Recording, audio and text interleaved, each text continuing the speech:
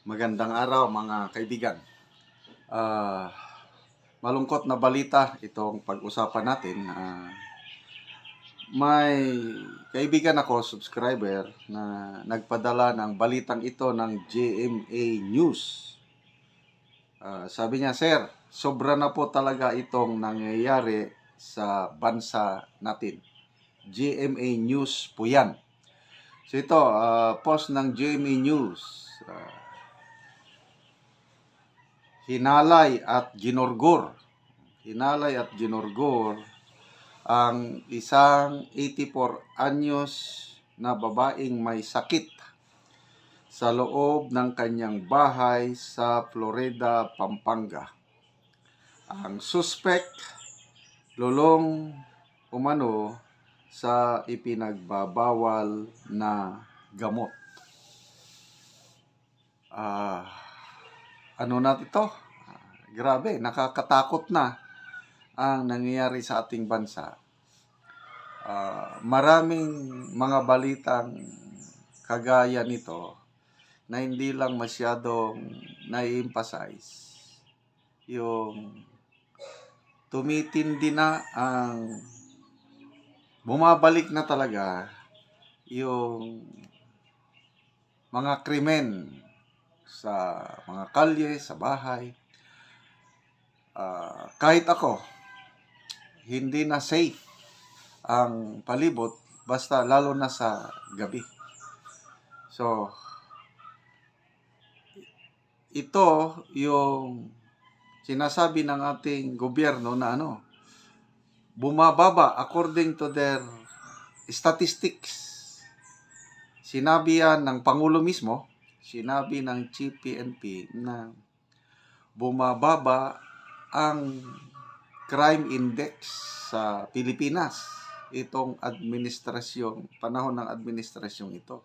Yun ang sabi nila. Kaya lang, kung basihan mo yung mga international monitoring bodies, example, NOMBIO, marami. Isa ang Metro Manila o isang Pilipinas pinaka-riskiest country to live in. Isa sa pinaka-delikadong lugar sa mundo ang Pilipinas dahil sa mga ganitong pangyayari. So, sayang ang naumpisahan nung panahon ni PRRD na ako, naramdaman ko, maraming nagte-testify na tumahimik.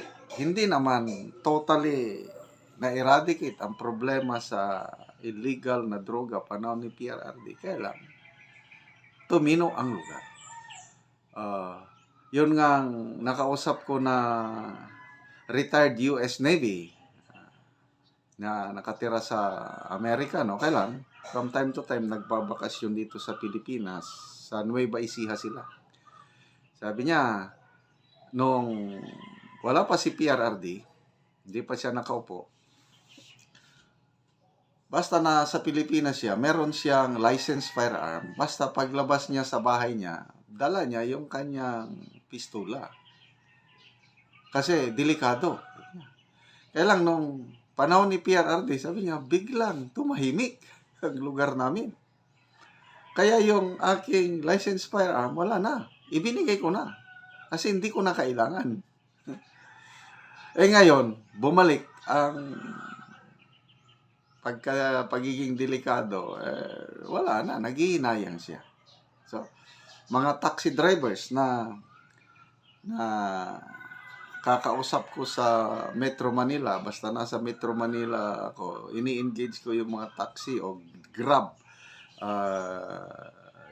drivers.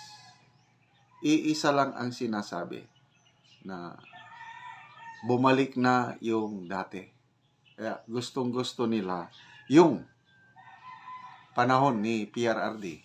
Yung isa nga nagsabi, gusto niya kung pwede si Duterte na lang palagi ang maging presidente sa bansa, na hindi naman pwede. Okay? So ito, sana maagapan pa ito yung lumalalang problema sa katahimikan sa bansa, bunga nitong dumadami na naman na gumagamit sa illegal na droga. Okay, punta tayo sa next topic.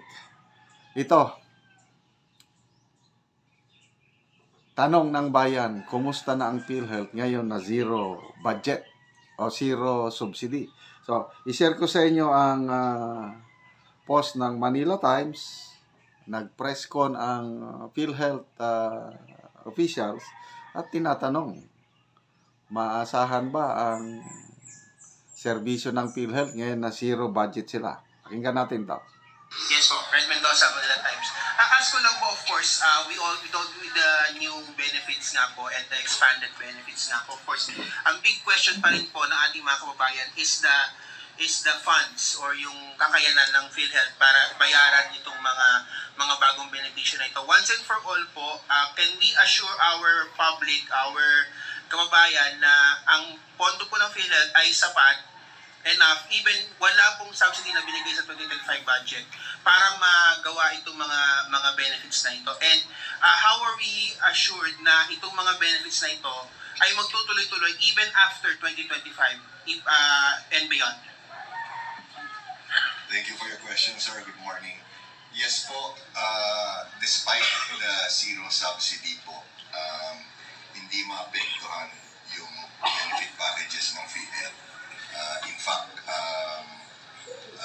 madadagdagan pa po yan at we can assure you na tuloy. Yan. Madadagdagan pa daw ang benefits ng PhilHealth kahit zero subsidy. Well, tignan natin. Kasi, yan ang palaging assurance ng Pangulo na simple lang yan. This is my assurance. Hindi mawawala. Sana nga dahil ang hirap pong magkasakit. Kahapon may nakausap akong pastor, kumain kami sa labas, nag-usap-usap, napunta sa politika ang usapan. Politically active yung pastor na yon, dismayado na siya sa nangyayari sa administrasyon. Then patapos na kami, sinabi ko, saan punta mo ngayon, pastor? Sabi niya, punta ako sa ospital kay may bisitahin akong pastor doon na na-confine. Walang pambayad sa ospital. Malaking bill.